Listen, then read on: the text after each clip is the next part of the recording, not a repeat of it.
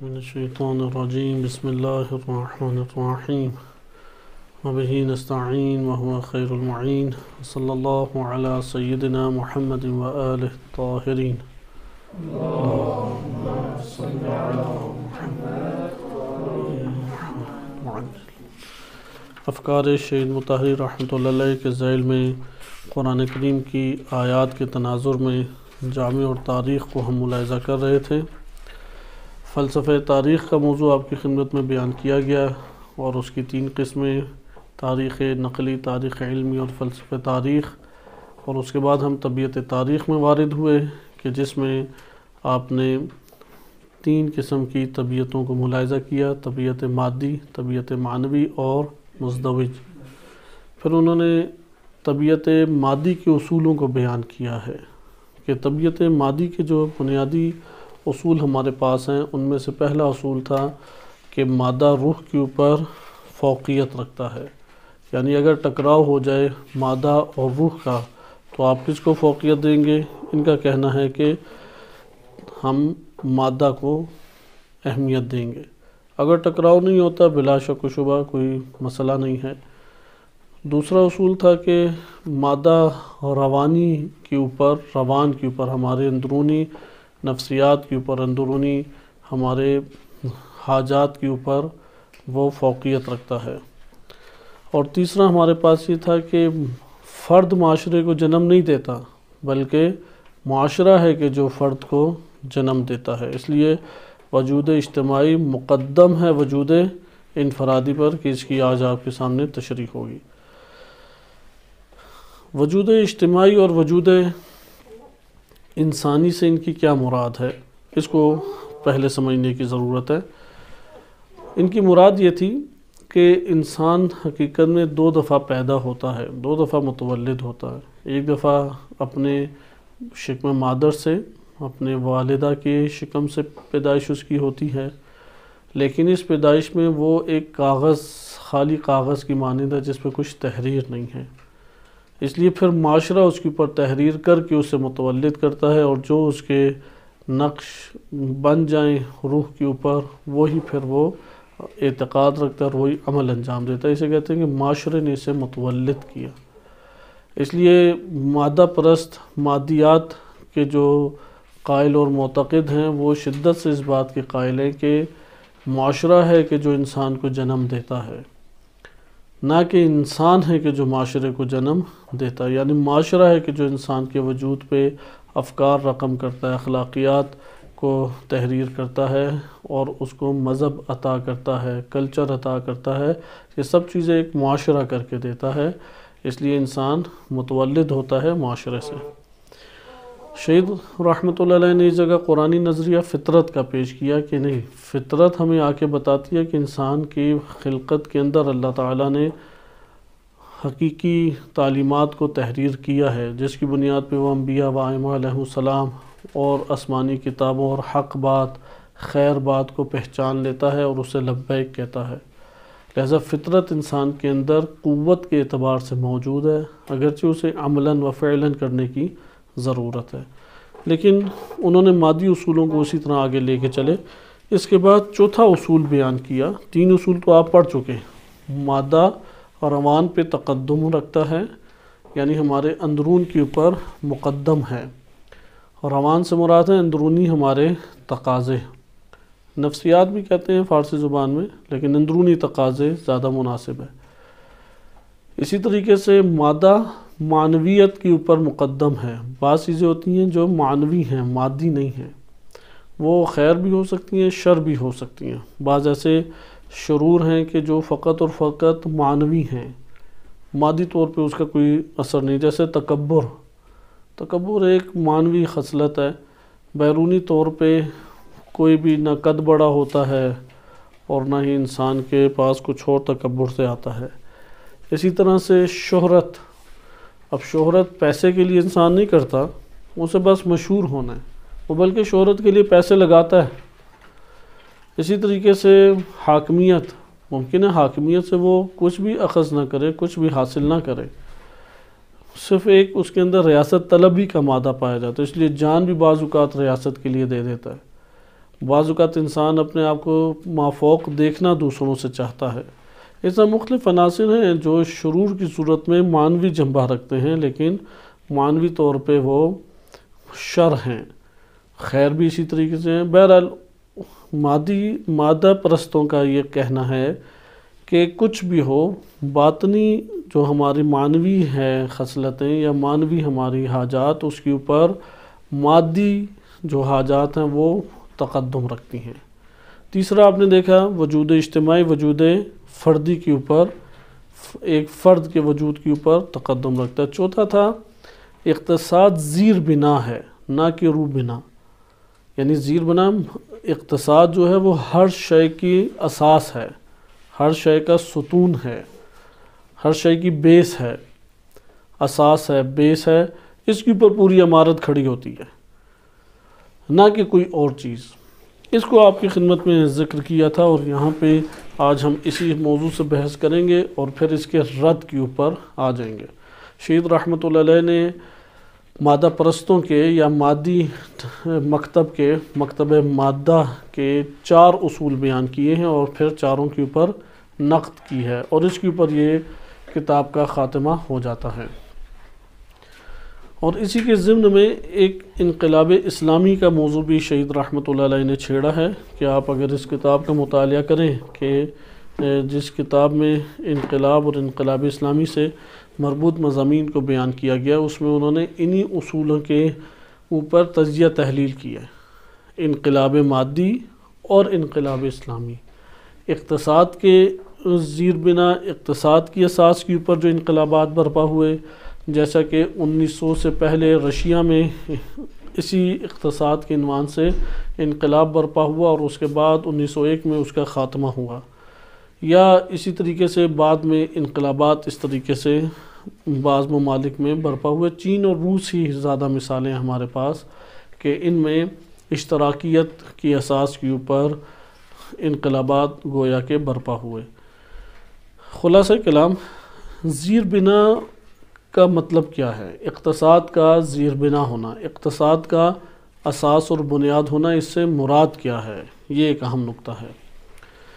اقتصاد کا زیر بنا ہونے سے مراد یہ ہے کہ آپ کے پاس 2 نظریات ہیں۔ ایک نظریہ یہ کہتا ہے کہ انسان کے معاشرے کے اندر شعبہ جات، یعنی اس کی تشریح میں آگے کرتا ہوں، پہلے ایک مثال سے سمجھا دوں۔ شہید رحمۃ اللہ علیہ نے بعد میں اگرچہ یہ مثال دی ہے، لیکن ایک اجمالی خاکہ آپ کے ذہن میں بنانے کے لیے، ہمارے پاس 2 طرح کے نظریات اس ضمن میں موجود ہیں۔ السلام علیکم ورحمۃ اللہ۔ ایک نظریہ یہ ہے کہ زمین کے اوپر جو مکان ہیں، یعنی زمین کی انسانی معاشرے میں جو شعبہ جات ہیں، شعبے ہیں یعنی ہمارے معاشرے میں، مثال کے طور پہ کون کون سے شعبے ہیں؟ مثلا سیاسی شعبہ، سیاست ایک شعبہ ہے، اقتصادی شعبہ، تعلیمی شعبہ ہے، دفاعی اور عسکری شعبہ ہے۔ اس طرح شعبہ جات ہمارے پاس کیا ہیں؟ مختلف ہیں۔ یہ شعبہ جات طول میں ہیں، جیسے ایک بلڈنگ ہوتی ہے کہ ایک پہلا طبقہ ہے یا ایک بیس ہے، بیسمنٹ ہے یا بیس ہے یا اساس ہے، اس پہ پہلی منزل، پھر دوسری منزل، پھر تیسری منزل، پھر چوتھی منزل۔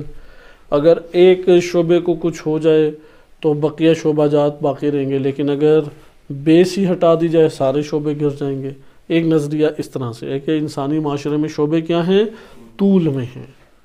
صحیح، طول میں ہے۔ جب طول میں ہے تو حتماً اس کی ایک بیس ہوگی، ورنہ تو نہیں۔ یہ تو آج کل بلاک سے بچے کھیلتے ہیں، وہ بھی یہ بات جانتے ہیں کہ وہ نیچے والا جو سب سے زیادہ نیچے ہے وہ بلاک ہٹا دیں تو پوری بلڈنگ گر جائے گی یا نہیں؟ وہ پوری بلڈنگ گر جائے گی۔ تو ایک نظریہ یہ ہے کہ طول میں ہے انسانی شعبہ جات، مثلا تعلیم کا شعبہ، سیاست کا شعبہ، کلچرل شعبہ، دینی مذہبی شعبہ، یہ سارے کے سارے طول میں ہیں۔ ان سب کی اساس اور بنیاد کیا ہے؟ ایک بیس ہے۔ اس بیس کا نام ہے اقتصاد۔ اس کے مد مقابل دوسرا نظریہ یہ ہے کہ نہیں، ایسا نہیں ہے، بلکہ یہ سارے عرض میں ہیں، طول میں نہیں۔ یعنی جس طرح ایک ہوتا ہے نا، ایک طبقہ گھر، جیسے عموماً گھر بنے ہوتے ہیں، فلیٹ ٹائپ گھر نہیں ہے، عام گھر، تو گھر کے اندر ایک کمرہ ہے، اس کے ساتھ ایک اور کمرہ ہے، ڈرائنگ روم ہے، ٹی وی لانچ ہے، اچھا کچن ہے، یہ سارے ایک ہی عرض میں بنے ہوئے یا نہیں؟ اگر کچن تباہ ہو جائے تو بقیہ باقی رہیں گے یا نہیں؟ لہذا ایک شعبہ تباہ ہونے سے دوسرا شعبہ اپنی جگہ پہ قائم دائم رہتا ہے۔ یہ دوسرا اس کے مقابلے میں نظریہ ہے۔ یہاں پہ جو مادیت نے نظریہ اختیار کیا، مکتب مادی نے نظریہ اختیار کیا، وہ طول کا ہے، زیر بنا کا ہے۔ شہید رحمۃ اللہ علیہ بھی اس اعتبار سے مخالف ظاہرہ نظر نہیں آتے کہ شعبہ جات، انسانی شعبہ جات وہ طول کے اعتبار سے ہیں، نہ کہ عرض کے اعتبار سے ہیں، لیکن اس میں واضح طور پہ اختلاف پایا جاتا ہے۔ مکتب اسلام کا کہنا ہے کہ زیر بنا اور اساس وہ اسلام یا فطرت ہے، اور اس اعتبار سے ہمارے پاس باقاعدہ احادیث مبارک موجود ہیں۔ لِكُلِّ شَيْءٍ أَسَاسٌ، ہر شے کی ایک اساس ہوتی ہے مثلا، اور دین کی اساس مثلا ولایت ہے، یا بنی الاسلام علی خمس، اسلام جو ہے وہ 5 چیزوں کے اوپر قائم کیا گیا ہے۔ اساس کو قرآن نے، روایات نے بیان کیا ہے، مثلا کبھی ایمان کہا گیا، کبھی اسلام کہا گیا، ایمان کو اساس قرار دیا گیا ہے، ولایت کو اساس قرار دیا گیا ہے، یا صلاۃ کو ستون قرار دیے گئے ہیں، نماز کو عمود الدین، الصلاۃ و عمود الدین۔ خلاصہ کلام ایک نظریہ ہمارے پاس ہمیں یہ دکھائی دیتا ہے کہ دین اسلام بھی طول کے طور پہ لیتا ہے، عرض کے طور پہ نہیں لیتا۔ لیکن تشریح کیا بنتی ہے؟ مادیت کے مکتب کو اگر ہم نہ سمجھیں، اپنی زندگی میں مادیت سے ہم جھگڑا نہیں کر سکیں گے، ٹکراؤ نہیں کر سکیں گے۔ مادیت سے بالآخر ہر انسان کے نفس کو لڑنا پڑتا ہے۔ یہ آج کا مسئلہ نہیں ہے، یہ آدم علیہ السلام کے بعد ہی انسانی آزمائش شروع ہو گئی۔ حابیل اور قابیل کی آپس میں لڑائی ہوئی، ایک الہی بنیادوں پہ ذات موجود تھی، اور ایک قابیل وہ مادی طور طریقوں کے اوپر اس نے قدم اٹھایا۔ اس لیے انسانی جو قدم اٹھتے ہیں وہ ان دو میں سے ایک بنیاد پہ اٹھتے ہیں۔ ہاں یہاں پہ ہماری یہ بحث نہیں ہے کہ حق اور باطل ابھی کیا ہے، اسی اساس پہ حق اور باطل کی بات آتی ہے، یعنی اسلام کی جو تعمیر ہوتی ہے، مکتب اسلام کی، اس بلڈنگ کو سمجھیں، اور مادہ پرستوں کی جو بلڈنگ بنتی ہے اس کو سمجھیں۔ مثلا آپ اگر اسلام کی عمارت کو سمجھ لیں تو آپ کے لیے حساس موضوعات کے اوپر کون سے حساس موضوع، ان کے انتخاب میں آپ کو مسئلہ پیش نہیں آئے گا، کیونکہ بعض ہوتے ہیں حساس موضوع۔ مثلا ایک عمارت قائم ہے، اس کی اگر ایک کھڑکی ٹوٹ جاتی ہے، آپ کہیں گے غلط کام ہوا، لیکن عمارت تو قائم ہے نا۔ اسی طریقے سے ایک دیوار اس کی گر جاتی ہے، آپ کہتے ہیں عمارت تو قائم ہے، اگرچہ یہ نقصان ہے لیکن عمارت قائم ہے۔ لیکن اگر ایک چیز آ کے اس کی بنیاد کو ہی ہلانا لگ جائے تو یہ خطرہ سب سے بڑا خطرہ ہے، آپ وہاں پہ برداشت نہیں کریں گے۔ لہٰذا بس مکتب مادی کا بھی نظریہ کیا ہے؟ طول میں ہے ہر چیز، ایک بیس ہے، اس بیس میں بلڈنگ کھڑی ہوتی ہے، اور قرآن کریم نے بھی اس کو ذکر کیا ہے۔ اور قوموں میں یہی مسئلہ تھا، جیسے ہم نے تاریخ انبیاء و سیرت انبیاء میں ملاحظہ کیا کہ حضرت ہود علیہ السلام کی قوم میں بھی یہی مسئلہ تھا۔ وہ مادی سوچتے تھے، وہ سوچتے تھے کہ ظاہری مال مجھے کیا ملے گا، ظاہری میرے پاس تبدیلی کیا ہے، یہ بندہ جس سے میں ملحق ہو رہا ہوں اس کے پاس کیا موجود ہے، اس کے پاس تو نہ اچھی سواری ہے، نہ اچھا گھر ہے، نہ بڑے لوگ ہیں، نہ افراد اس کے ساتھ ہیں۔ وہ مادی ایک تناظر میں ساری چیزوں کا جائزہ لیتے تھے۔ اس کے یعنی یہ مادی جو تفکر ہے یہ ماضی میں بڑے پیمانے پہ ہمیں نظر آتا ہے، آج کے دور میں تو بہت اوج تک پہنچ چکا ہے، ماضی میں اتنی اوج تک نہیں پہنچا تھا۔ یعنی ماضی میں قرآن فروخت نہیں ہوتا تھا، قرآن کی تعلیم فروخت نہیں ہوتی تھی، قرآن کی تلاوت، قرآن کی قراءت، قرآن کی تفسیر، اس کے مد مقابل اسے تجارت کا ذریعہ نہیں بنایا جاتا تھا۔ ماضی میں دین کو بیان کرنا تجارت کا ذریعہ نہیں بنایا جاتا تھا۔ لہذا باطل بھی اپنی جگہ پہ کمال تک پہنچ رہا ہے۔ اگر حق کمال کی جانب ہے تو باطل بھی اپنے کمال تک پہنچے گا تو اسے موت نصیب ہوگی۔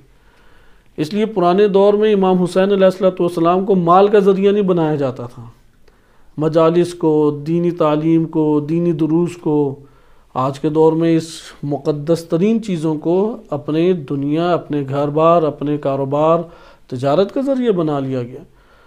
اگرچہ ہم اس جانب سے جائزہ نہیں لیتے حلال یا حرام، لیکن فکری طور پہ غلط ہے، یہ اس ترتیب کے خلاف ہے فکری طور پہ کہ جو دین نے ہمیں اساس پیش کیا۔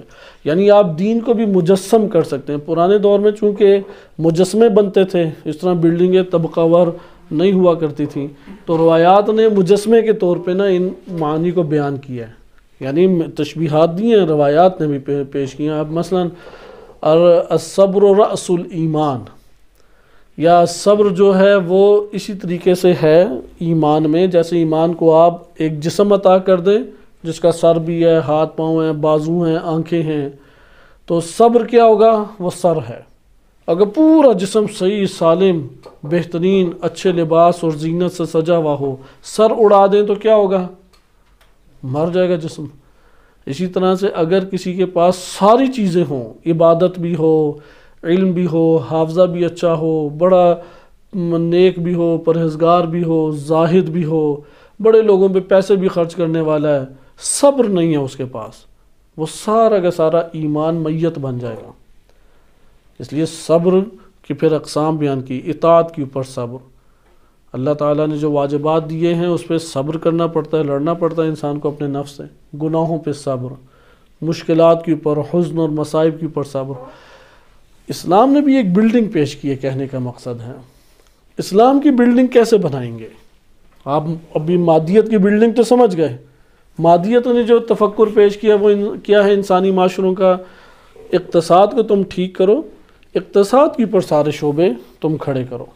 لیکن مادیت اپنے مطلب کو بیان کرنے میں اس لیے کامیاب ہوئی کہ اس کے اوپر پھر بہت سارا لٹریچر لکھا گیا، جذباتی انہوں نے جملات بیان کیے، اس کو منظم طریقے سے فلمایا گیا، منظم ناول لکھے گئے اس کے اوپر، ڈائیلاگ اس کے اوپر، مکالمے اس کے اوپر بہترین لکھے گئے، مختلف طرح کے اس کے اوپر مثلا ڈرامے بنائے گئے. اس طرح سے اس کی ترویج، خوب ترویج کی گئی.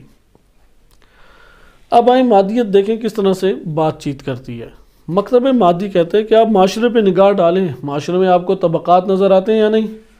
تو مثلا عسکری طبقہ ہے، سیاسی طبقہ ہے، وہ حکمران ہیں، ان کی اپنی باتیں ہیں.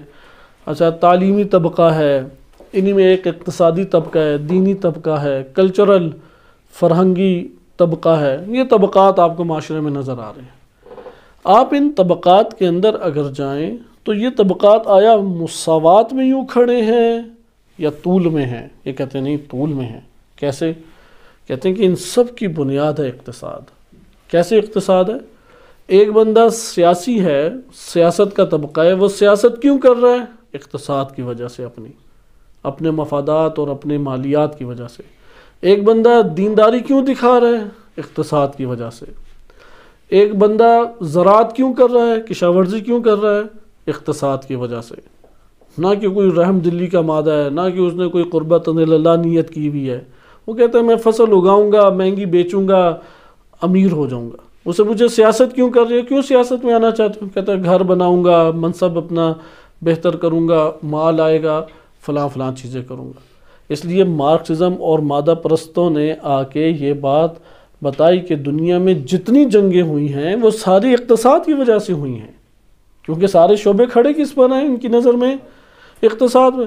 اس لیے کہتے ہیں کہ آپ کو نظر آتا ہے دو گروہ آپس میں لڑیں عقیدے کی بنیاد پہ. یہ عقیدے کی بنیاد پہ نہیں لڑے، یہ لڑے ہیں اقتصاد کی بنیاد پہ لڑے ہیں، کیونکہ دونوں کا اس سے اقتصاد بہتر ہوتا تھا. 200 سال مسلمانوں میں صلیبی جنگیں لڑی گئی ہیں، یہ فلسطین کے مقام پہ، اور اسی کا تسلسل آج بھی ایک نو جاری ہے. صلاح الدین ایوبی آیا، اسی نے انہی صلیب و جنگوں کے ذیل میں ہی اس کی فتوحات ہیں، اور ان شامات کے علاقے میں اس کا قبضہ ہوا. یہ شامات کا علاقہ کہلاتا ہے، اردن، فلسطین، شام اور ترکی کا کچھ ایریا وغیرہ. خلاصہ کلام آپ نے تو ملاحظہ کیا کہ عقیدے کی جنگیں ان کو اگر جھانک کے دیکھا جائے تو کس کی جنگ ہے؟ وہ اقتصاد کی. اگر آپ دو سیاسی گروہوں کی جنگیں دیکھیں، جھانک کے دیکھیں تو کس کی جنگ ہے؟ وہ اقتصاد، مفادات، مالیات کی جنگ ہے. اگر آپ دو کلچروں کی جنگ دیکھیں تو حقیقت میں کس کی جنگ ہے؟ وہ در حقیقت اقتصاد، مالیات کی جنگ ہے. یہ بات ہمیں مادہ پرستوں میں تو نظر آتی ہے، ہم اس کو کلی قاعدہ نہیں بناتے. مثالیں آج کے دور میں بھی لائی جا سکتی ہیں. آپ گلگت بلتستان دیکھ لیں، وہاں پہ دینی جماعتیں ایک ہی فرقے کی آتی ہیں اور وہی آپس میں لڑتی ہیں. ان سے پوچھیں آپ کیوں لڑ رہے ہیں؟ آپ تو ایک مکتب کے، ایک فرقے کے، ایک مسلک کے ہیں، اور ہیں بھی علماء، اور ہیں بھی دین کا نام لینے والے، آپ دونوں کو ایک دوسرے کے اعتقادات میں کوئی شک ہے؟ اعتقادات ایک ہیں۔ عبادات میں شک ہے؟ دونوں کی عبادات ایک ہیں۔ علاقائی اعتبار سے کوئی شک ہے؟ نہیں، دونوں ایک ہی علاقے کے رہنے والے ہیں۔ تو پھر کیوں دونوں آپس میں ٹکراتے ہیں؟ جواب ہمارے سامنے واضح ہے۔ کیا وجہ ہے اس کی؟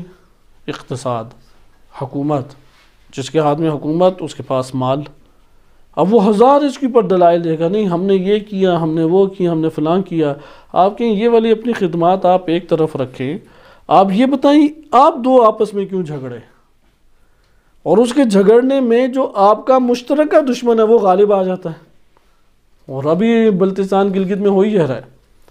ادھر اخلاقی طور پہ انتہائی فحاشی تیزی سے پھیلتی جا رہی ہے، وہاں پہ آپس میں جو قربتیں تھیں علماء میں تیزی سے وہ ختم ہوتی جا رہی ہیں، دشمنی میں تبدیل ہوتی جا رہی ہیں۔ ادھر تعلیم کے نام پہ کاروباری ادارے کھلتے چلے جا رہے ہیں، اس جگہ پہ مختلف طرح کے جو دنیا میں شیاطین موجود ہیں NGOs کے نام پہ یا دیگر عناوین سے، وہ ادھر چھاتے چلے جا رہے ہیں۔ ان سب کے لیے راہ ہموار کون کر رہا ہے؟ یہ دینی طبقے جو آپس میں ٹکراتے ہیں، وہ اپنے وجود کو ضعیف ادھر کرتے ہیں اور جگہ خالی کرتے ہیں، دوسرے آ کے ادھر قابض ہوتے ہیں۔ لہٰذا یہاں پہ آپ کہیں گے کہ آپ دو آپس میں کیوں ٹکراتے ہیں جبکہ آپ دونوں ایک ہی گھرانے سے تعلق رکھتے ہیں، ایک مسلک سے تعلق رکھتے ہیں، ایک جگہ سے تعلق رکھتے ہیں؟ آپ کے ٹکرانے کی کیا وجہ ہے؟ وہ کہ وہ یہ کرتا ہے، آپ کہیں گے وہ جو کرتا ہے وہ آپ نہیں کرتے۔ دونوں کا ایک ہی انداز ہے، دونوں کا ایک ہی انداز ہے، کمپین میں حصہ لیا جائے، حکومت کے ساتھ سازگاری کی جائے، حکومت کے گن گائے جائیں، رفائی کاموں کا وعدہ دلایا جائے۔ جا کے ساری یہ کہتے ہیں نا، وہ کہتے ہیں رفائی کام کریں گے، ہم سڑکیں بنا دیں گے، ہم جابز دے دیں گے، ہم تعلیمی ادارے کھول دیں گے۔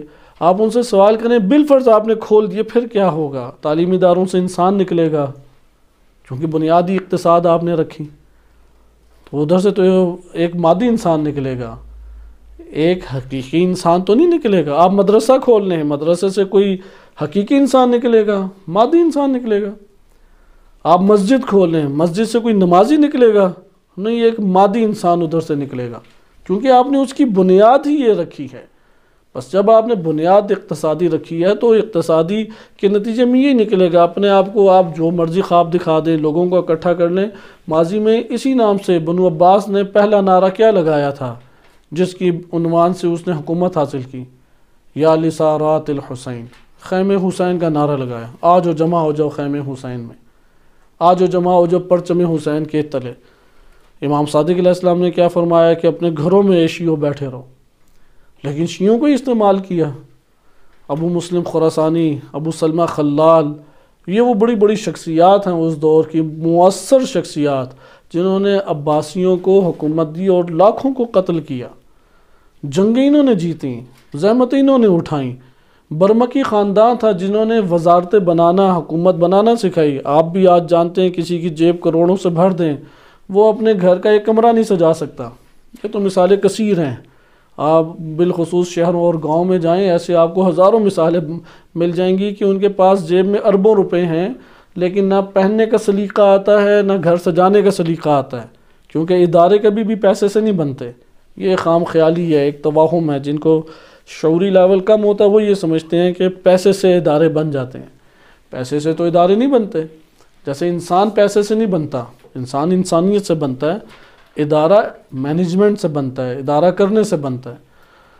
لہٰذا آپ آئیں اور اب اسی سسٹم کو دیکھیں، آپ کے سامنے یہ حقائق آشکار ہوں گے کہ مادیت کا جو نظریہ ہے وہ اقتصاد کے اوپر کھڑا ہے۔ بیس اس کی کیا ہے؟ اقتصاد کے اوپر وہ قائم ہوتا ہے۔ اور دنیا بھر میں یہ ہمارے لیے آشکار چیز ہے کہ انسان اپنے باطن میں جو نظریہ رکھتا ہے، اختیاری عمل سے وہ آشکار ہو جاتا ہے، اختیاری عمل سے آشکار ہو جاتا ہے۔ آپ اپنے گھر کی بنیاد اگر مکتب مادی پہ رکھیں گے تو وہاں سے مادی ایک انسان برآمد ہوگا، الہی انسان برآمد نہیں ہوگا۔ اگر کوئی کہے کہ نہیں ہم تو نہ امام علی علیہ السلام جیسے ہیں، نہ ابو ذر غفاری جیسے ہیں، نہ سلمان فارسی جیسے ہیں، اسے کہیں پھر یہ کہو کہ ہم حیوانوں کی قبیل سے ہیں، ہم تو انسان ہی نہیں ہیں۔ وہ یہ نہ کہے کہ ہم اس طرح کے نہیں ہیں، اگر آپ یہ کہتے ہیں کہ ان کے طریقے سے آپ کو نفع حاصل نہیں ہوتا تو فسق و فجور کرنے سے نفع حاصل ہو جاتا ہے، اس سے بھی تو تباہی ہوتی ہے، اس سے بدتر تباہی ہوتی ہے۔ بلکہ قرآن کا کیا کہنا ہے کہ ایمان اور تقوی برکات اور رحمت کا سبب ہے، فسق و فجور، مادیت، یہ ظلم و ستم کا نتیجہ ہے، ظلم و ستم کا سبب ہے۔ پوری دنیا میں جو آگ لگی ہوئی ہے وہ انہی فاسد نظریات کی وجہ سے لگی ہوئی ہے۔ بہرحال باطن کی ایک تربیت کرنے کی ضرورت ہے۔ اس لیے مادیت کیا کہتے تھے کہ عقیدوں کی کوئی جنگ نہیں ہوئی، حق و باطل کی جنگ یہ سب ڈرامے ہیں۔ حقیقت کیا ہے؟ مالیات کی جنگ ہے، اقتصاد کی جنگ ہے۔ وہ پرانی مثالیں دیتے تھے، آج آپ جدید مثالیں لے آئیں آپ کے سامنے سیاست کے، اب تو بڑے آپ کے سامنے محاذ کھل چکے ہیں، موقف بھی آپ کے سامنے، ان کی عادات، ان کے اطوار، ان کے کردار، ان کے طور طریقے سارے ہی آپ کے سامنے ہیں، ان کی گفتگو کے انداز، ان کے معیارات۔ وہ رفائی کاموں کا ہمیں جھانسا دے کے اپنی دنیا کو خوب بناتے ہیں، اور جب دنیا خوب بن جاتی ہے تو کہتے نہیں ہماری نیت تو اس میں تھی، یعنی کھوٹی نیت کر کے وہ یہ نہیں کہتے ہم خالص مادی ہیں، جس کو آپ کہہ سکتے ہیں کہ دین اسلام نے اس طبقے کو بیان کیے یا نہیں، کچھ توحیدی اور کچھ فاسقانہ، دونوں کو ملائیں تو کیا بن جاتا ہے؟ منافقانہ۔ تو منافقانہ روش جو ہے وہ منافقانہ روش ہے۔ ہاں اگر اساس کاملاً فطری ہو اور دینی ہو، اساس کاملاً کیا ہو؟ فطری اور دینی، اس اساس کے اوپر اگر تقیہ بھی کرنا پڑے وہ عین دین ہے، وہ منافقت نہیں ہے۔ اس کی بنیاد پہ توریہ کرنا پڑے عین دین ہے، اس کی بنیاد پہ اگر آپ کو جاسوسی کرنے پڑے عین دین ہے۔ لیکن اگر اساس مادی ہو اور اپنے آپ کو ظاہر مسلم کریں، ظاہر مومن کریں، ظاہر ہمدرد کریں، یہ عین منافقت بن جاتی ہے۔ اس لیے بالکل دونوں مکتب جدا ہیں، دونوں مکتب کو ہم ایک نہیں قرار دے سکتے۔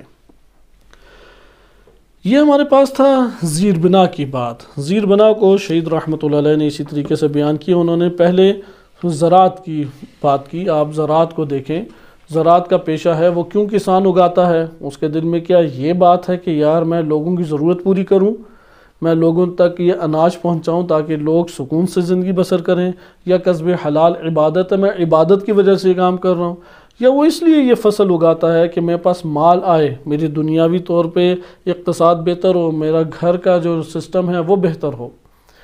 لہذا انسان جو ہے وہ اس طریقے سے سوچتا ہے۔ پھر انہوں نے ذکر کیا اگلا فرہنگی ہے، کلچرل ہے، دینی طبقہ ہے، علماء کا طبقہ ہے۔ کہتے ہیں یہ سارے کے سارے طبقات معاشرے میں موجود ہیں بلا شک و شبہ، لیکن بعنوان طبقہ موجود نہیں، اس طریقے سے موجود نہیں، یہ طول میں موجود ہیں، عرض میں موجود نہیں۔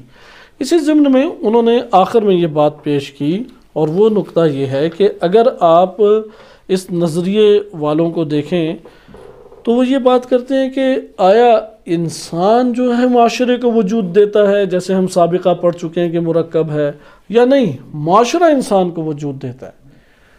مادہ، مکتب مادی کا نظریہ یہ ہے کہ انسان کوئی حقیقی مقولہ ہے ہی نہیں، یعنی ہم ایک وجود انتزاعی لیتے ہیں نا خارج سے، ایک حقیقی معنی کو اخذ کرتے ہیں بعنوان انسان، اور یہ مفہوم کلی کئی حقیقی افراد کے اوپر منطبق ہوتا ہے، کہتے ہیں نہیں ایسا کچھ بھی نہیں ہے۔ پھر کیا ہے؟ کہتے ہیں کہ در حقیقت معاشرے کے اندر جب انسان ڈھلتا ہے تو معاشرے اور طبقے سے اس کی شناخت ہوتی ہے، وَإِلَّا انسان کی کوئی شناخت نہیں ہے۔ اچھا وہ کہتے ہیں کہ ہم یہ نہیں کہتے کہ معاشرے نے ڈائریکٹ وجود دیا، نہیں، معاشرہ جو ہے وہ طبقات میں تقسیم ہوتا ہے، طبقہ ہے کہ جو انسان کو وجود دیتا ہے۔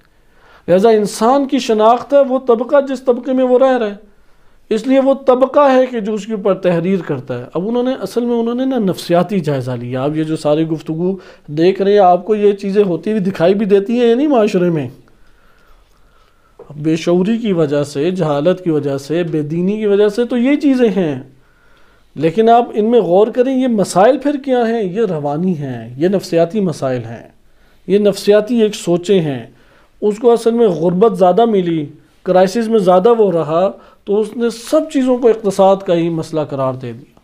جیسے ہم اپنی زندگی میں سب سے بڑا مسئلہ اپنی زندگی میں اقتصاد سمجھتے ہیں، اب اقتصاد کے لیے جس کی طرف رجوع کریں وہ منہ پھیر لیتا ہے، جو کوشش کریں اس سے اقتصاد بہتر نہیں ہوتی۔ گھر کے اپنے مسائل ہیں، ادھر بیوی بچے الگ پریشان کرتے ہیں، ادھر خاندان والے جو ہیں وہ الگ کوستے ہیں، معاشرہ عزت نہیں کرتا، وہ کہے گا یار ہے تو ساری بات اقتصاد کی، اگر اقتصاد بہتر ہے تو دفاتر مراجع بھی بڑی عزت کرتے ہیں، لوگ بھی رابطہ کرتے ہیں، لوگ بڑھ چڑھ کے آپ کی دعوتیں بھی کریں گے، عزت بھی کریں گے، تعظیم بھی کریں گے۔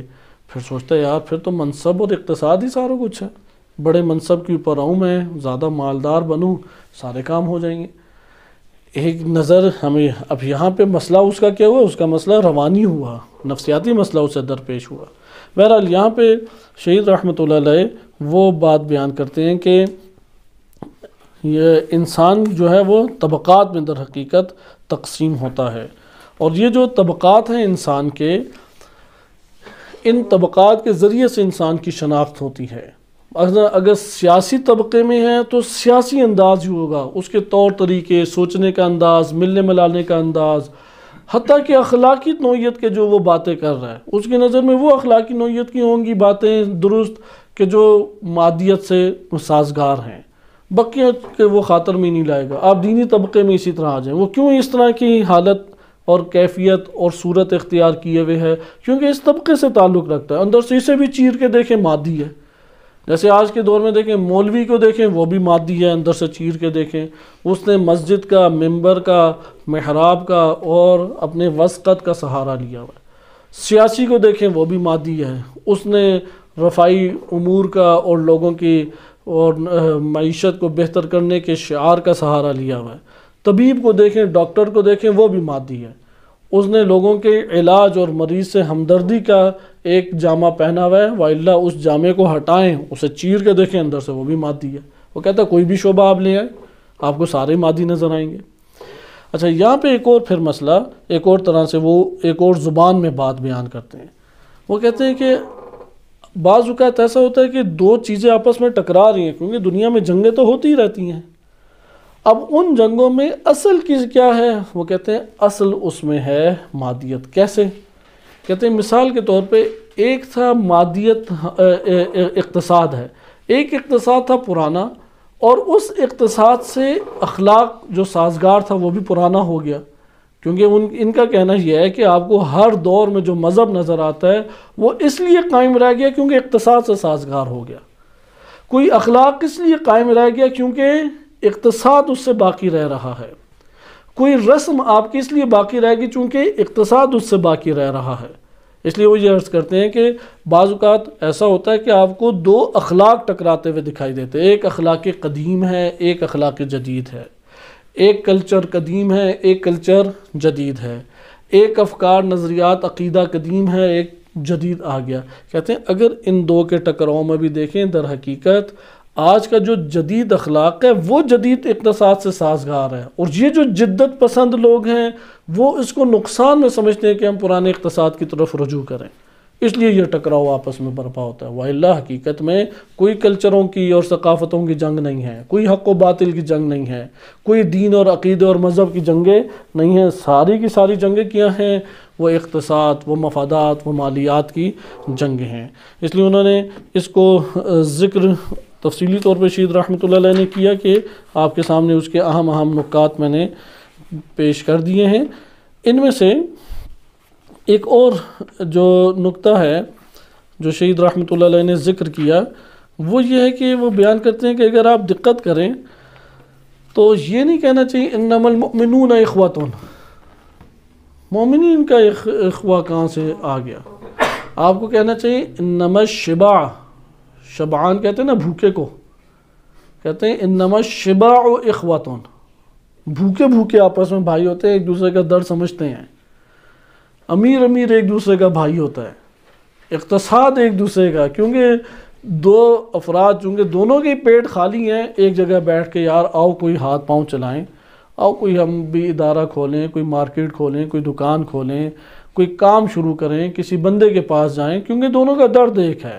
تو مادہ پرستوں کی نظر میں یہ مقولہ ہے کہ وہ کہتے ہیں انما المؤمنون اخوۃ، معنویت اصلاً اصالت نہیں رکھتی کہ آپ اس کی بات کریں، اصالت جو چیز رکھتی ہے وہ در حقیقت وہ مادیت ہے، مالیات ہیں۔ پھر اسی ضمن میں نقطہ انہوں نے ذکر کیا، انسان اپنے وجود میں کوئی وجدان انسانی نہیں پاتا۔ ابھی ہم ادھر بیٹھے ہوئے ہیں نا، ہم کہیں کہ سارے اندر باطنی طور پہ غور کریں تو ہمیں اس طرح محسوس ہوگا کہ ہاں انسانیت میں ہم سب مشترک ہیں، ہم انسانیت کی قبیل سے ہیں، ہم مجموعہ انسانی کے مجموعے سے ہیں۔ کہتے ہیں کہ نہیں، ایسی کوئی بات نہیں ہے۔ آپ سارے کس قبیل سے ہیں؟ آپ سارے کے سارے ایک طبقے کے قبیل سے ہیں، یعنی طبقہ ہے کہ جو ہر ایک کو وجدان دیتا ہے۔ اگر یہ طبقہ نہ ہوتا تو کوئی وجدان ہی نہیں تھا۔ یہ طبقہ ہے کہ جو یعنی معاشرہ طبقات میں تقسیم ہے، اور طبقہ تحریر کر رہا ہے ہر انسان کے باطن میں۔ طبقہ تحریر کر رہا ہے کہ یہ اخلاق ہے، طبقہ تحریر کر رہا ہے کہ یہ مذہب ہے، کیونکہ اس اخلاق کو تم مانو گے تو تب مالیات تمہیں پیش آئیں گی۔ اس لیے وہ کہتے ہیں کہ دین بھی در حقیقت اقتصاد کو درست کرنے کے لیے تھا۔ قانون کیوں ملک میں نافذ ہوتا ہے؟ تاکہ اقتصاد حاصل ہو سکے۔ تو سب چیزوں کی آپ کے سامنے انہوں نے کہا بنیاد در حقیقت اقتصاد ہے۔ اس کے بعد ذکر کرتے ہیں اگر آپ تاریخ کا جائزہ لیں تو تاریخ میں عملاً یہ نظریہ ناکام ہو گیا۔ آپ اردو میں اگر لکھیں خود گوگل میں، کیونکہ ساری چیزیں یہاں پڑھائی نہیں جا سکتی، دنیا میں یہ جو دو صدیاں گزری ہیں، بڑے بڑے انقلابات برپا ہوئے ہیں۔ اتنے مختصر وقت میں اتنے کثیر انقلابات گزشتہ تاریخ بشریت میں برپا نہیں ہوئے۔ گزشتہ تاریخ بشریت میں بادشاہت کی اساس پہ یہ سارے انقلاب برپا ہوتے تھے، طاقت کے زور پہ لے لو۔ دنیا میں جو پھیلا ہوا نظام تھا وہ تھا سرمایہ دارانہ نظام۔ یہ کلمہ عموماً بولا جاتا ہے لیکن اس کا معنی کم ہی لوگ سمجھتے ہیں۔ سرمایہ دارانہ نظام، سرمایہ دارانہ نظام، اس کی بہت تفصیلات موجود ہیں نیٹ پہ، آپ اردو میں لکھیں تو اردو میں آ جائے گا اسے، لیکن ضرور مطالعہ کریں۔ سرمایہ دارانہ نظام کا مطلب یہ ہے کہ آپ طبقات کو، نہ کہ معاشرے کو، طبقات کو قوت دے دیں۔ مثال کے طور پہ ایک طبقہ ہے وکلاء کا، وہ ہمارے اوپر حاوی ہو جائے، وہ تجارتیں بھی کرے، وہ فیکٹریاں بھی کھولے، وہ دیگر امور انجام دے، یا اسی طریقے سے آپ باہر سے کوئی کمپنی اپنے ملک کے اندر لے آئے، یعنی کمپنی کی صورت میں، تجارتی صورت میں جتنا سرمایہ اکٹھا کر سکتے ہو کرتے جاؤ۔ تم نے اگر شعبے کی صورت میں کوئی سرمایہ اکٹھا کرنا ہے اس کی صورت میں کر لو۔ یعنی سرمایہ دارانہ نظام میں سرمایہ کے اوپر ساری نگاہ ہوتی ہے، ہر وہ طریقہ جس سے سرمایہ حاصل ہو سکتا ہے اسے اٹھا لو، اسے اختیار کر لو۔ فیکٹریاں بنا کے مزدور لگا دو تو اس سے بھی تم حاصل کر سکتے ہو۔ لہذا یہاں پہ سب کے سب کہتے ہیں ہے اساس مالیتی، کیونکہ اس میں بھی اقتصاد مکتب مادی کئی حصوں میں تقسیم ہو جاتا ہے۔ مکتب مادی میں سرمایہ دارانہ نظام بھی ہے، مکتب مادی میں اشتراکیت بھی ہے، جس کو اجتماعیت بھی آپ کہتے ہیں، مارکسزم بھی کہتے ہیں۔ اسی کے اندر سوشلزم بھی پایا جاتا ہے، اسی کے اندر پھر اشتراکیت کی 2-3 قسمیں کر دی جاتی ہیں، تھوڑے تھوڑے فرق سے، کوئی خاص فرق نہیں ہے، ہیں سارے کے سارے پیچھے سے ایک ہی۔ لیکن سرمایہ دارانہ نظام میں کیا ہوتا ہے، میں 2-3 فرق آپ کو بیان کر دوں۔ سرمایہ دارانہ نظام میں آپ اجتماعی طور پہ معاشرے کو نہیں سارے حقوق دیتے، گورنمنٹ کے ہاتھ میں نہیں سب کچھ جانے دیتے، بلکہ ملکیت بناتے ہیں، گروہ کی ملکیت بناتے ہیں، وہ گروہ پھر اوپر آتے ہیں، خاندان پھر اوپر آتے ہیں۔ اس وقت دنیا میں یہی چل رہا ہے۔ مثلا بینکنگ سسٹم، بینک سسٹم جو ہے وہ غلبہ حاصل کر لے گا، یا عسکری سسٹم وہ غلبہ حاصل کر لے گا۔ یعنی اس طرح سے گروہ ہیں یا طبقے ہیں، وہ کیا کرتے ہیں، وہ بالا ہو کے اوپر آ جاتے ہیں سرمایہ داری کی وجہ سے۔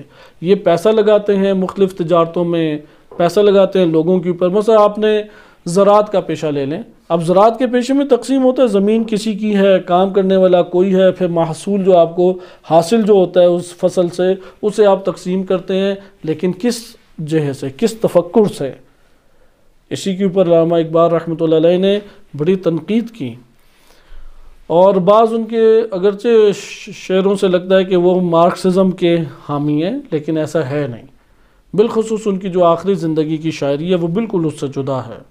یعنی جس خوشے سے مثلا کسان کو اگر رزق مہیا نہ ہو، اس خوشے گندم کو مثلا جلا دو، اس طرح کی شاعری ان کی موجود ہے۔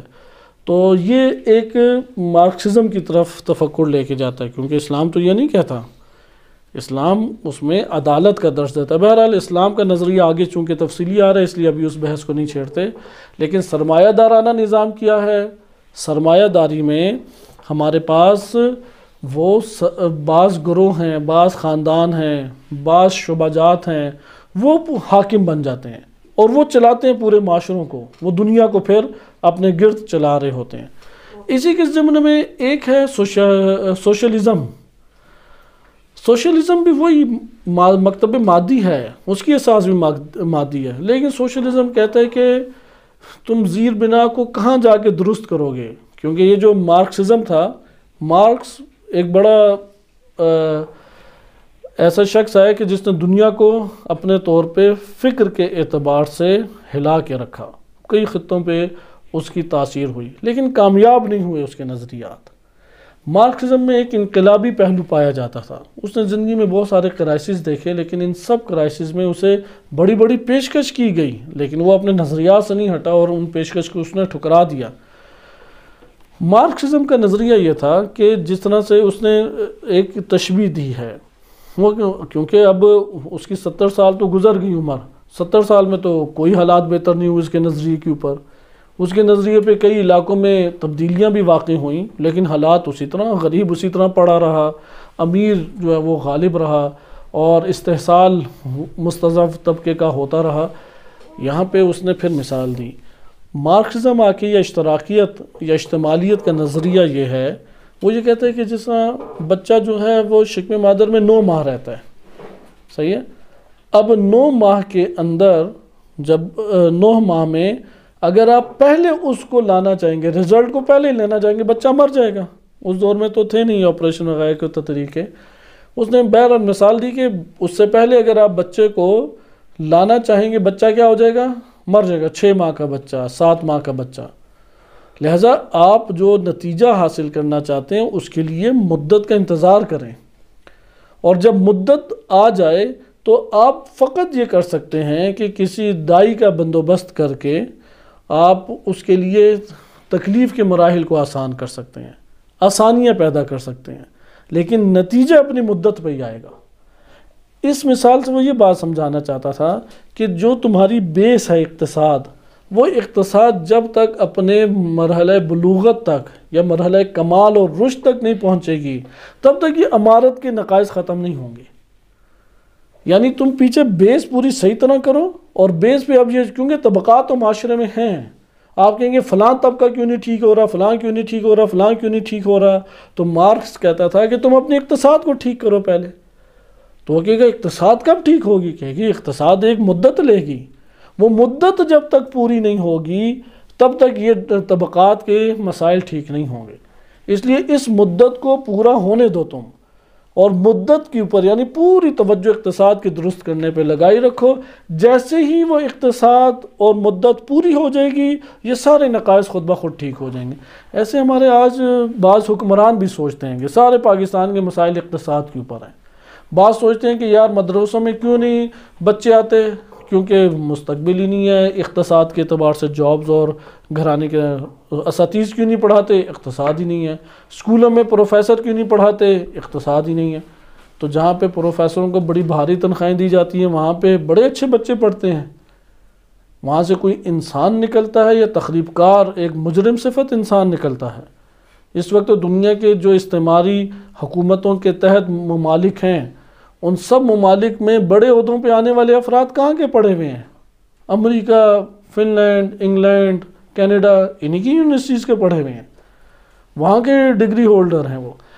جیسا آپ نے ملاحظہ کیا کہ یہ مارکس کا نظریہ تھا، بس ایک سرمایہ دارانہ نظام ہو گیا، اس کی تفصیلات آپ خود پڑھیں۔ دوسرا ہو گیا اشتمالیت یا مارکسزم۔ تیسرا سوشلزم۔ سوشلزم کہتے ہیں کہ بھائی اتنی دیر ہم نہیں کر سکتے، پتہ نہیں کب اس کے 9 ماہ اقتصاد کے پورے ہوں، ہم اپنے طبقے کو ٹھیک کریں گے، جو ہم ٹھیک کر سکتے ہیں وہ کریں۔ اور انہوں نے مارکس کے اس نظریے سے انحراف کیا۔ چائنا میں اسی نوعیت کا انقلاب برپا ہوا، اس لیے چائنا میں مارکسزم نہیں آیا، چائنا میں سوشلزم آیا۔ اس لیے انہوں نے آ کے اس چیز کو کہا کہ ہم خود اس کو روبنا کو ٹھیک کریں گے۔ پھر ایک اور انقلاب لینن لے کے آیا، اور اس نے کہا کہ یہ ساری باتیں تم چھوڑو اپنے 9 ماہ کے اور اقتصاد کے تکامل کے، وہ جو دائی ہے وہ ہم بن جاتے ہیں، ہم پہلے نکال لاتے ہیں اسے، اس لیے قوت تم لشکر ہمیں دو، ہم دائی والا کام کر دیں گے۔ وہ جو تم نے 9 ماہ میں اسے پہنچانا تھا، ہم لشکر کے ذریعے سے اسے پہلے اس زندہ سالم نکال لیں گے، تم بے فکر ہو۔ اور اس طرح سے ان کے آپس میں مکتب جدا ہوتے تھے۔ بس آپ نے مکتب میں اصل اصول وہی ہیں، اصل اصول ایک ہی ہیں، نام اس میں تھوڑے تھوڑے فرق سے تبدیل ہوتے چلے گئے۔ مثلا آپ اسلامی حکومت اموی نام رکھ دیں، اسلامی حکومت عباسی نام رکھ دیں، اسلامی حکومت صفوی نام رکھ دیں، کیونکہ صفوی بادشاہ تھی اگرچہ شیعہ تھے، اسلامی حکومت بوائی نام رکھ دیں، سب پیچھے مادی ہے، کوئی کسی کا مذہب سے تعلق نہیں تھا، کوئی مذہب کی اساس پہ نہیں تھا۔ شیعہ سنی متفق ہیں کہ معاویہ بن ابی سفیان نے قیس و کسرہ کی بنیاد کے اوپر حکومت کو حاصل کیا، اور اسی طرز کے اوپر حکومت کو انہوں نے رائج کیا۔ اور خلیفہ دوم کے دور میں ہی ایسے واقعات ملتے ہیں، خلیفہ دوم وہاں پہ گئے اور شان و شوکت دیکھ کے حیران ہوئے اور کہا کہ یہ کہاں سے سرمایہ لے آئے؟ تو کہا ہمارے ساتھ ہمسائے ملک میں شام والے ہیں۔ تو کہا شام والے ہیں تو تمہیں تو ان اصولوں میں زندگی بسر کرنی چاہیے کہ جو مدینہ میں رائج ہیں، یعنی ریاست مدینہ کو آئیڈیل بنا کے پیش کیا۔ تو اس نے کہا کہ امیر المومنین آپ کی بات بالکل ٹھیک ہے، ہونا یہی چاہیے تھا اور میرا دل بھی یہی چاہتا ہے، لیکن جب یہ ہمارے ہمسائے ملک والے آتے ہیں اور ہماری سادہ اس حالت کو دیکھتے ہیں تو پھر یہاں پہ وہ بڑے تکبر کرتے ہیں اور اکڑتے ہیں، تو ہم نے دشمن کو زیر کرنے کے لیے یہ سارا کچھ حاصل کیا ہے۔ تو انہوں نے کہا ہاں یہ بات ٹھیک ہے، ہاں اسی طرح سے آپ رہیں، کیونکہ نیت تمہاری ٹھیک ہے کہ یہ آپ نے دشمن کو نیچا کرنے کے لیے اور دشمن پہ اپنا رعب جمانے کے لیے یہ صورتحال آپ نے قائم کی بھی ہے۔ تو اس بہانے کو تسلیم نہیں کیا بعد میں شیعہ سنی دونوں علماء کرام آئے، انہوں نے جب حالات زندگی کا صحیح مطالعہ کیا، اعتراض کیا کہ قیس و کسرہ کی اوپر ہی حکومتیں قائم ہوئی۔ لہٰذا مادی افراد کا یہ تقاضا ٹھیک ہے کہ آپ بہت سارے ایسی مثالیں ہیں کہ جس میں اسلام کا نام لیتے ہیں، دین کا نام لیتے ہیں، آپ تقدس کو لے کے آتے ہیں، کلیسا اور عبادات کو لے کے آتے ہیں، لیکن پیچھے بنیاد کیا ہے؟ مادہ۔ تو یہاں پہ دین اسلام بھی اس کے اوپر اعتراض کرتا ہے، وہ کہتا ہے کہ یہ طرز طریق جو ہے وہ غلط اور باطل ہے۔ بہرحال مارکس کے نظریے میں اور ان کے نظریے میں ٹکراؤ تھا، اس لیے عملاً مارکسزم وہ وجود میں نہیں آ سکا اور اس کو ایک برتری نہیں حاصل ہو سکی، لیکن اذہان کو اس نے بہت متاثر کیا، کیونکہ ضعیف طبقہ بالآخر ضعیف رہا۔ مارکسزم جہاں پہ آیا یا نہ آیا، سوشلزم کی صورت میں بالآخر ضعیف رہا طبقہ۔ سرمایہ دارانہ نظام غرب میں آج چھایا ہوا ہے، آج چائنا سے بھی لوگ امریکہ ہی جانا چاہتے ہیں۔ ایک ڈاکومنٹری بھی چلی تھی کہ چائنا میں اکثریتی لوگ جو ہیں وہ امریکہ اور برطانیہ کے خواب دیکھتے ہیں، بالکل اسی طرح جیسے تھرڈ ورلڈ کنٹریز میں ممالک کے لوگ دیکھتے ہیں، وہ بھی وہاں پہ اپنے آپ کو اور اپنا مستقبل دیکھنا چاہتے ہیں۔ تو اس لیے سرمایہ دارانہ نظام اس دنیا میں غالب ہے، ہمارا ملک ہو کوئی اور ملک ہو، وہ سرمایہ داری کی اساس کے اوپر سارے کام انجام دیتا ہے۔ گروہ آتے ہیں وہ قوی ہو جاتے ہیں، پھر انہی کی چلتی رہتی ہیں، امیر سے امیر تر۔ سرمایہ دارانہ نظام کا نتیجہ یہ ہے، امیر سے امیر تر ہوتا جائے گا، غریب سے غریب تر ہوتا جائے گا۔ مثلا اگر وہ پہلے رہتا تھا ایک اچھے سیکٹر میں تو اب کہاں پہ چلا جائے گا؟ کیونکہ مہنگائی ہوگی دوسرے سیکٹر میں، اس سے نچلے سیکٹر میں، اس کے بعد اس سے نچلے سیکٹر میں رہنا شروع ہو جائے گا، پھر اس شہر سے ہی باہر چلا جائے گا۔ پھر اگر اقتصاد اس کا بہتر نہ ہو پھر وہ بیچارہ اکثر تو مر جاتے ہیں، اتنی طویل زندگی نہیں ہوتی، لیکن اس کی پھر نسل ہے وہ ان میں سے کوئی نکل آیا اور اس نے پھر سرمایہ دارانہ نظام میں ہاتھ پاؤں چلا کے کچھ حاصل کر لیا، پھر بہتر کر لے گا، وہ اللہ پھر گاؤں میں منتقل ہو جائیں گے۔ یہ پاکستان میں تو عام ہے یہ والا مسئلہ، یہ کوئی دور کی بات نہیں ہے، ہزاروں ایسی مثالیں موجود ہیں۔ یہ بات ختم کرنے کے بعد شہید رحمۃ اللہ علیہ آئے اور اس کو رد نظریہ مخالف کے نام سے، مادیت کے مکتب مادی کے مقابل میں نظریہ، انہوں نے پہلے اصول کے اوپر ہی ایک جسے کہتے ہیں نا تیر چلایا۔ وہ یہ کہتے تھے کہ روح کے اوپر مادہ وہ برتری رکھتا ہے، اور روان کے اوپر آپ کے اندرون کے اوپر کون برتری رکھتا ہے؟ مادہ، مادی آپ کی حاجات۔ شہید رحمۃ اللہ علیہ فرماتے ہیں کہ ایسا قطعاً نہیں ہے، اور روح جو ہے وہ تقدم رکھتی ہے، انسان کے وجود کے اوپر، مادہ روح کے اوپر تقدم نہیں رکھتا۔ لہذا روح جو ہے وہ روان اور اندرون اور باطن کے اوپر تقدم رکھتی ہے۔ کیسے تقدم رکھتی ہے؟ انہوں نے چند مثالیں دیں۔ کہتے ہیں یہ بات ہم مانتے ہیں کہ مادیت کے انسان کو ضرورت کے اعتبار سے بڑا اثر ہے انسانی زندگی میں۔ ہم یہ نہیں کہہ سکتے کہ چلو بھوکے رہ جاؤ، جیسے بعض لوگ واقعاً ایک انتہائی بے شعوری کی یہ بات ہے، اس کو ذکر بھی کیا شیخ رحمۃ اللہ علیہ نے کہ جو توہم ایجاد کیا ہوتا ہے وہ یہ ہے کہ اچھا ایمان پھر آپ زندہ رہ لو، ہمیں تم پھر پیسے کمانے دو، آپ ایمان لے جاؤ اور اس پہ زندہ رہو۔ کیا دین اسلام یہ کہتا ہے؟ یہ تو ایک شیطانی وسوسہ ہے جو ایجاد کیا گیا۔ آپ جب ان سے بات کریں ایمان کی، اسلام کی، قرآنی اور اہل بیت علیہ السلام کی اساس کے اوپر آپ قائم کریں، وہ کہتے ہیں پھر دنیا کیسے چلے گی؟ اس کا یہ مطلب ہے کہ دنیا تو صرف ان طور طریقوں سے چلتی ہے کہ جو باطل طریقے ہیں۔ یہ وسوسہ شہید رحمۃ اللہ علیہ نے آغاز میں توڑا آ کے۔ یہ جو توہم ایجاد ہوتا ہے کہ اگر آپ خالص بنیادوں پہ چلے تو کچھ نہیں کر سکیں گے، اور اگر آپ مکس بنیادوں پہ یعنی منافقانہ طریقے سے چلے کامیاب ہو جائیں گے۔ قرآن نے بھی یہی ذکر کیا کہ جب وہ آپ لوگوں کے پاس آتے ہیں تو بڑے اپنے آپ کو ایمانی طور طریقوں سے دکھاتے ہیں، اور جب آپ کے پیچھے جاتے ہیں تو کہہ لگاتے ہیں کہ یار چلو ٹھیک ہے خلوص پہ ادارہ چلا لینا، ہمیں بھی پھر بتانا کہ اگر آپ کو کوئی دنیا حاصل ہوئی ہے تو۔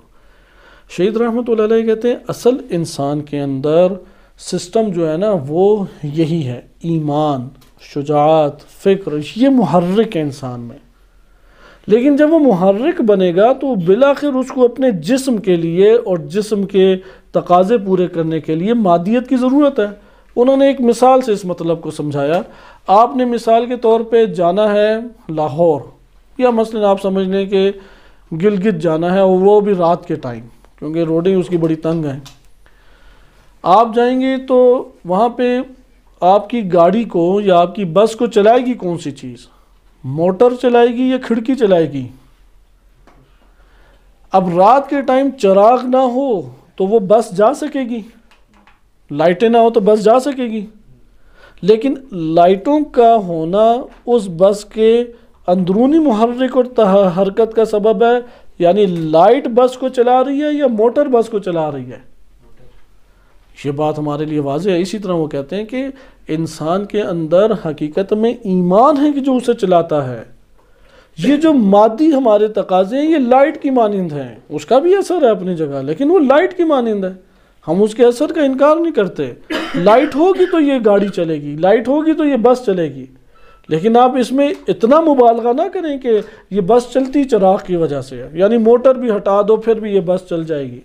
موٹر آپ جلا دیں تو وہ لائٹ بھی نہیں صحیح طرح سے جلے گی۔ اس لیے انہوں نے اس بات کو ذکر کیا کہ یہ ان کے روانی مسائل ہیں۔ حقیقت میں مادیت کی ارزش کتنی ہے، قیمت کیا ہے اس دنیا کے اندر، سارے کے سارے امور میں مادی امور کی قیمت کیا ہے، آپ کے مال کی، پیسے کی، اقتصاد کے برقرار کرنے کی۔ تو وہ فرماتے ہیں وہی قیمت ہے کہ جو بس کے رات کے ٹائم چلنے میں لائٹ کی قیمت ہے۔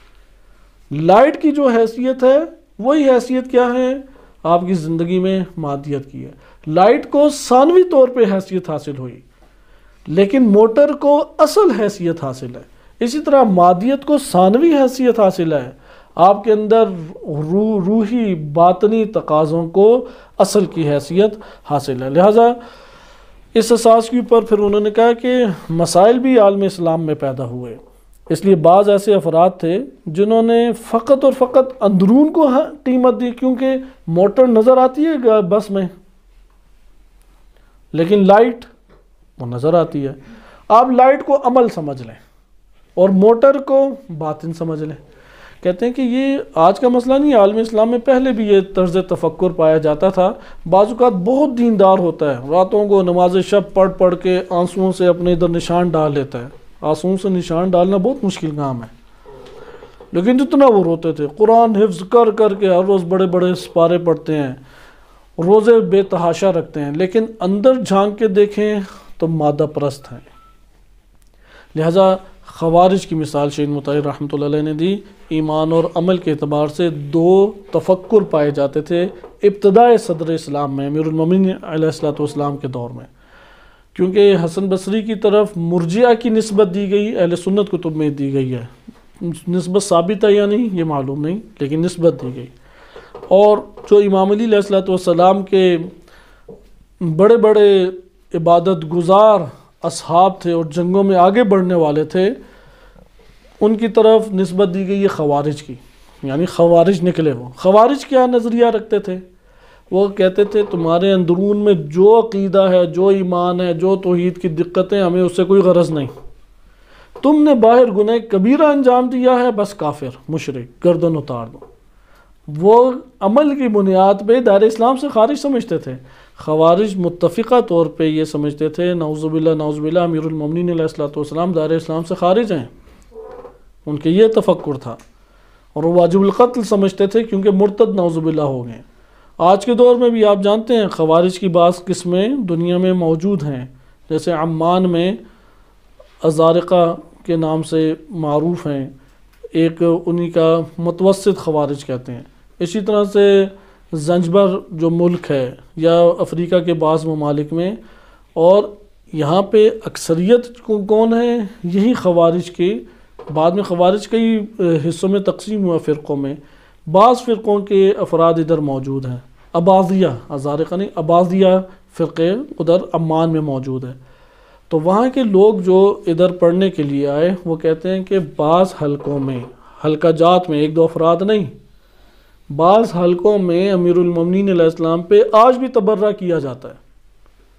آج بھی وہ وہی خوارج کی سوچ سوچتے ہیں، رکھتے ہیں کہ یہ سارے کے سارے امیر المومنین اور ان کی اولاد اور ان کے اصحاب وہ واجب القتل تھے۔ کیوں؟ کیونکہ مرتد ہوئے۔ کیوں؟ کیونکہ انہوں نے گناہ کبیرہ کیا، اور وہ گناہ کبیرہ کیا تھا، وہ تحکیم تھی۔ وہ گناہ کبیرہ کیا تھا؟ قرآن کے خلاف، نیزوں پہ قرآن ہمیں حکم دے رہے ہیں، قرآن کو گراؤ اور اس پہ پاؤں رکھو، اس کے اوپر گھوڑے ٹپاؤ، اسے روندو، کہتے ہیں یہ گناہ کبیرہ ہے۔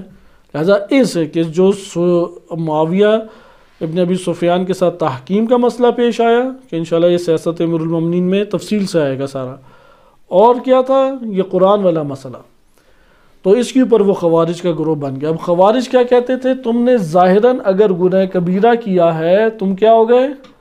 اسلام سے باہر ہو گئے۔ وہ کہے گا یار میرے اندر تو ہے ایمان، وہ کہے گا کہ کون سا ایمان تمہارے اندر ہے؟ حتیٰ کہ انہوں نے بعض اصحاب کو اس بنیاد پہ قتل کر دیا چونکہ امام علی علیہ السلام کے حامی ہیں۔ وہ کہتے تھے چونکہ تم حامی اور حامی ہو کے تم گناہ کبیرہ انجام دے رہے ہو، واجب القتل ہو۔ اب یہ کیا ظاہر، یعنی چراغ کی اساس پہ پوری بس کو جلا دینا۔ دوسری طرف آئے تو وہ الگ مبالغہ، مرجئہ یہ کہتے ہیں، ارجاء کہتے ہیں ڈھیل دینے کو، کہتے ہیں تم اندر سے ایمان رکھتے ہو، یعنی اللہ ایک ہے، کہتے ہیں ہاں ایک ہے، ہم یہ عقیدہ رکھتے ہیں، کہتے ہیں پھر جو عمل انجام دو ایمان سے تم خارج نہیں ہوگے، یعنی ملنگوں والا ایمان، ملنگ جو بھی انجام دے لے وہ ہے مولائی، وہ بخشا ہوا۔ تو مرجئہ یہ کہتے تھے جو مرضی تم عمل انجام دے دو، قتل کر دو، شرابیں پی لو، جو مرضی تم نے گناہ انجام دینا انجام دے لو، گناہ ایمان کو زد نہیں پہنچا سکتا۔ ان دونوں کے مقابلے میں ائمہ اطہار علیہ السلام کا نظریہ آیا، اور انہوں نے ذکر کیا کہ حقیقت ایمان کیا ہے؟ تصدیق بالقلب وعمل بالجوارح، تصدیق بالقلب، اور زبان سے کیا اس کا؟ اظہار باللسان وعمل بالجوارح۔ ان تینوں کے مجموعے سے ایمان بنتا ہے، یعنی بس تب چل پڑے گی، لائٹیں اس کے ساتھ لگاؤ، موٹر کو آن کرو، موٹر انرجی بھیجے، اور اس سے پھر آگے حرکت ہوگی، اور ہر ایک کو اپنا مقام دو، موٹر کو اساس قرار دو حرکت کے لیے، لائٹ کو تم معید قرار دو، معاون قرار دو، مددگار قرار دو، اور پھر یہ سفر آگے بڑھے گا۔ اس لیے اہل بیت علیہ السلام کی آپ روایات دیکھیں، متعدد روایات میں یہ بات بیان کی ہے، حقیقت ایمان بلا شک و شبہ تصدیق من قلب ہے، لیکن ایمان کی تکمیل کب ہوگی؟ جب اعتراف کرے گا، معترف باللسان ہو، مظہر باللسان ہو، ظاہر کرے زبان سے، وعمل بالجوارح۔ اگر عمل بالجوارح نہ ہو تو کون سا ایمان اس کا رہ جائے گا؟ لہذا اس طرح سے آ کے اس کے اوپر پھر بڑی بحث بھی ہے، حتیٰ کہ شہید ثانی رحمۃ اللہ علیہ کا رسالہ بھی ہے حقائق الایمان کے عنوان سے، کہ ایمان کی کیا حقیقت کیا ہے، حقیقت ایمان کے عنوان سے ان کا اور رسالہ اس معنی کے اوپر، اور سارے اقوال جمع کیے، اور اس میں انہوں نے نظریہ متکلمین کا درست قرار دیا کہ حقیقت ایمان تصدیق بالقلب ہے، لیکن ایسا نہیں ہے کہ مرجئہ جیسے کہتے تھے کہ ایمان عمل جو ہے وہ گناہ جو ہے ایمان کو زد ہی نہیں پہنچا سکتے، ایسا نہیں ہے، بلکہ اس کے اثرات ہیں، ملازمات ہیں، جیسے آگ ہے تو حرارت ہے، ایمان ہے تو اظہار ہے لسان سے، ایمان ہے تو عمل سے اس کا عمل کرنا ہے، جوارح سے اعضاء سے اس کا عمل صادر ہونا ہے، صدور نہ ہو عمل کا، اظہار نہ ہو زبان سے، تو یہ ایمان کی حقیقت نہیں کہلائے گی اختیاری حالت میں۔ تو یہ ہمارے پاس ہم اس جگہ پہنچے، اور اس کے بعد شہید رحمۃ اللہ علیہ نے موضوعات شروع کیے ہیں کہ معنوی اور روحی ارزش کیا ہے، انسانی وجود میں معنویت کیا حرارت اور انرجی اندر برپا کرتی ہے، اس کو پھر انہوں نے ذکر کیا، اور اس کے بعد پھر آگے مسلسل یہ ہیں، اور یہ سلسلہ اب ترتیب سے چلے گا یہاں تک کہ مہدویت پہ ختم ہوگا۔ شہید رحمۃ اللہ علیہ نے بڑی زحمت کی، یعنی وہ جو اسلام کی عمارت ہے اس کو بنایا، انہوں نے اسلام کی اساس قرار دیا، انہوں نے فطرت کو، اس فطرت کی اساس کے اوپر انہوں نے اگلی بلڈنگ اگلی منزل قائم کی، توحید، عدل، نبوت، امامت، قیامت، پھر اس کے اوپر آگے تعمیرات کی، پھر اس کے اندر جو باطن ہے یعنی فطرت اور باطن، اس کی ابھی ارزش کو بیان کر رہے ہیں، اور اس کا کمال کیا ہے؟ مہدویت۔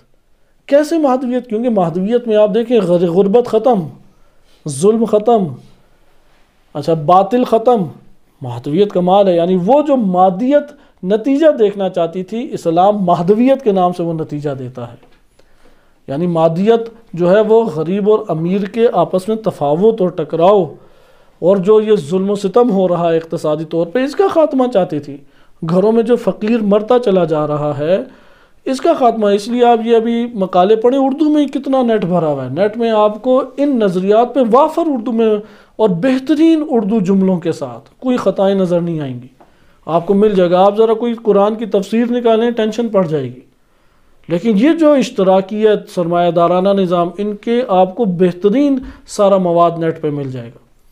اور اس میں آپ دیکھیں گے ادھر سوال اٹھایا گیا، لوگ کیوں آخر مارکسزم اور اشتراکیت کو برا بھلا کہتے ہیں، اجتماعیت کو؟ انہوں نے کہا کیونکہ اس سے حکمرانوں کی حکمرانی جاتی ہے، اس سے امیروں کی عمارت جاتی ہے، اس سے سرمایہ دار طبقہ جو اوپر بیٹھا ہوا ہے اور حقوق غصب کیے ہوئے ہے ان لوگوں کا خاتمہ ہوتا ہے۔ کہتے پیچھے اور کوئی وجہ نہیں ہے، جبکہ یہ ایک خود توہم ہے۔ آپ نے ملاحظہ کیا کہ اسلام اس طریقے سے، اب انشاءاللہ ہم آگے جو اب بحث پڑھیں گے وہ ہے دین اسلام کا نظریہ، لیکن دین اسلام کیسے ایک بلڈنگ کھڑی کرتا ہے؟ شہید باقر الصدر رحمۃ اللہ علیہ نے بھی اسی طرح سے ایک بلڈنگ کھڑی کر کے دکھائی، شہید مطہر رحمۃ اللہ علیہ نے بھی اسی طرح سے ایک بلڈنگ کھڑی کر کے دکھائی۔ آپ غور و فکر کر کے اس کو خود بہتر سے بہتر کر سکتے ہیں، جیسے مادیت کی ایک بلڈنگ ہم نے آپ کے سامنے کھڑی کی کہ جو انہوں نے بیان کیا ہے، تو اس کو انشاءاللہ اگلے درس میں پڑھیں گے۔ معنویت کی ارزش کیا ہے، انسانی زندگی میں اس کا کردار کیا ہے، اور معاشرے کے مسائل کیسے حل ہوں گے، اس مسائل کا نام مہدویت ہے۔ وصلی اللہ علی سیدنا محمد وآلہ الطاہرین۔